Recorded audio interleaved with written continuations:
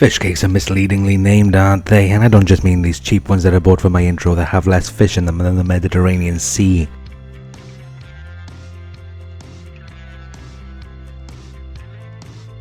So let's literalize it.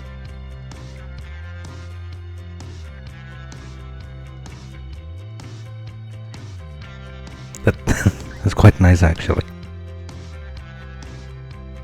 Prawns, cornerstone of any good jam.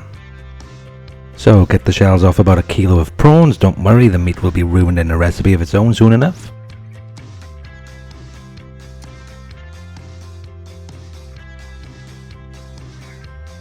Christ, this is tedious. Whatever you pay for ready shelled prawns is a bargain.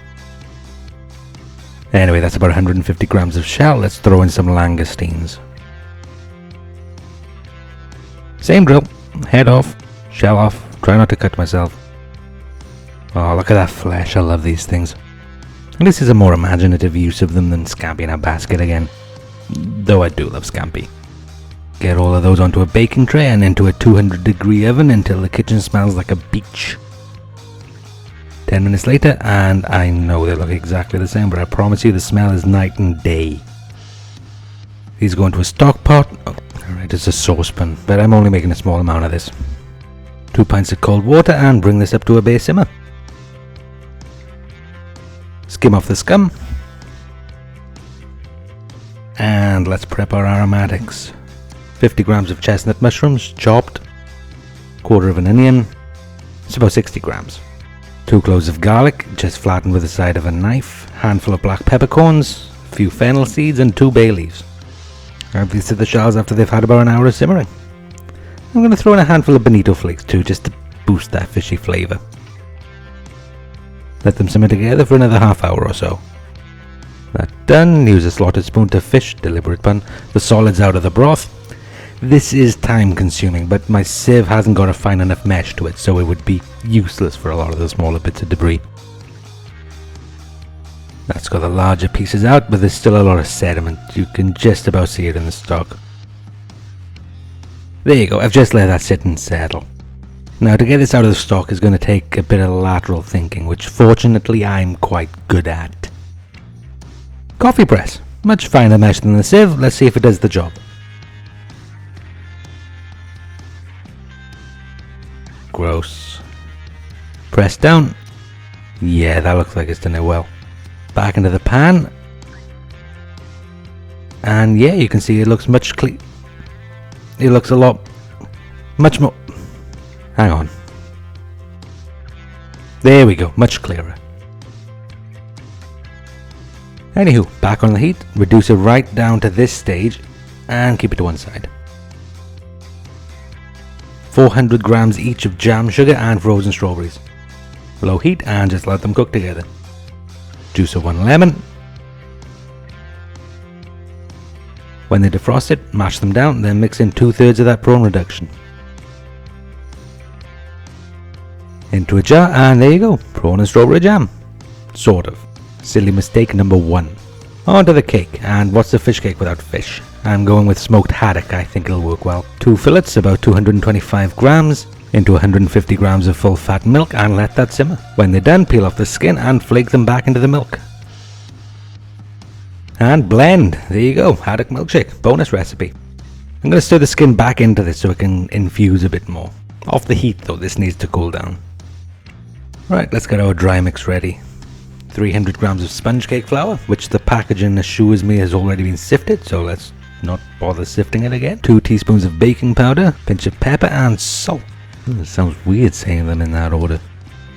And stir.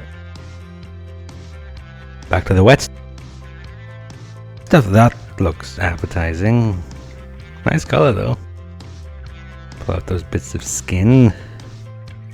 Now, unless you count the 5 1/4 grams in the milk, there's no fat at all in this cake, which means it's going to be dry as f***. So next job is to fix that. 120 milliliters of olive oil. Oh, that looks funky. The wonders of density separation. Does need to be mixed though. 4 eggs.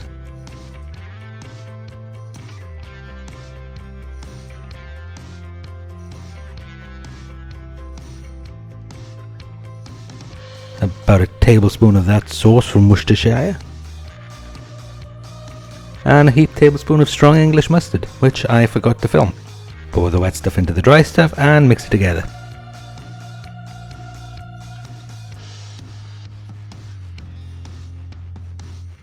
Nice looking block of Gruyere, rinds off, then grate in 50 grams. Now I'm going to put this into a 10-inch cake tin, which I've greased and lined and greased again. I'm not sure how this is going to cook, so I'm just going to use this canary for an hour at 180 and see what it looks like.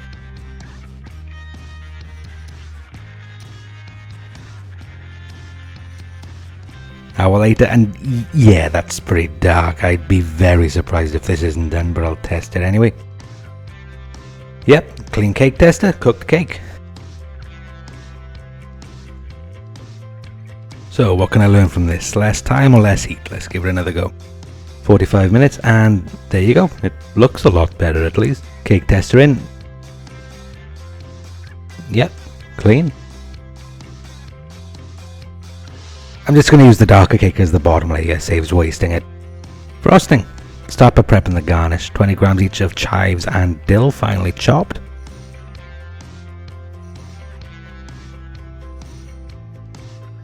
Grind in some green pepper and mix that together. 350 grams of cream cheese at room temperature and stir it to soften it. Mix in 150 ml of creme fraiche. Season, salt, a lot of white pepper. Yeah, that sounds better in that order. Zest of a lemon, and let's get this assembled. Start by trimming that colossal mound off the bottom cake so we got a flat surface to work with. So, serrated blade, there we go, and flip it. Spread a nice layer of jam over this, and silly mistake number 2. Cream cheese mixture onto the other one, and stupid mistake number 3 in 3, 2, 1.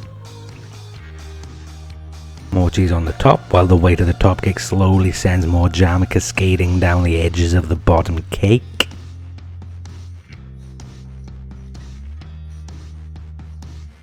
Scatter the herb mixture around the edge, ignore the dripping jam in the bottom. Alright, hang on, this is annoying me now.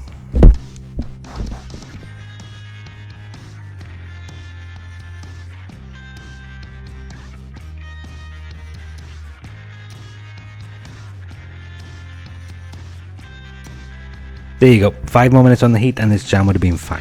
No for next time, back to the video.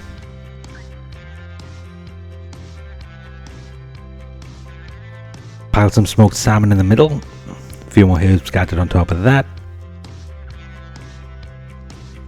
And let's cut a slice.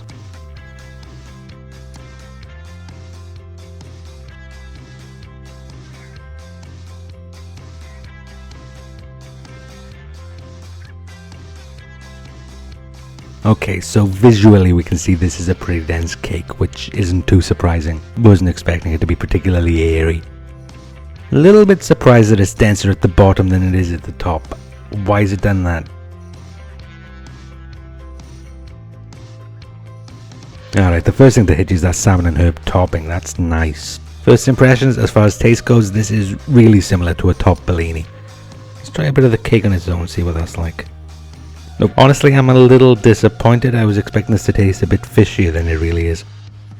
You can taste it in the jam, but the cake itself is just a fairly nice savoury cake. Without the other elements to give it the context, I don't think I would have known it had ever seen a fish. I think the biggest contribution that the haddocks made is the neon yellow colour. Prawn is doing the majority of the heavy lifting here. If anything, I'd say the dominant flavour in the cake is the Gruyere. Not bad though, it does taste nice, it's just not fishy. Really moist from all that olive oil. Runny or not, that jam works brilliantly with the cream cheese. That's lovely. Maybe a prawn ripple ice cream will be worth trying one day.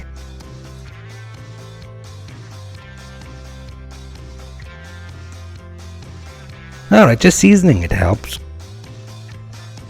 Going heavy on the jam and just spooning it over brings out the fishiness too.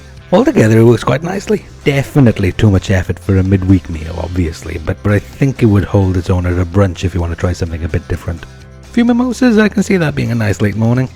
What about you? Worth trying? Let me know in the comments what you think. And that's a literal fish cake. Same routine as ever. If you try it yourself, let me know in the socials and in the comments what you think of it. Links are in the descriptions, and thanks for watching.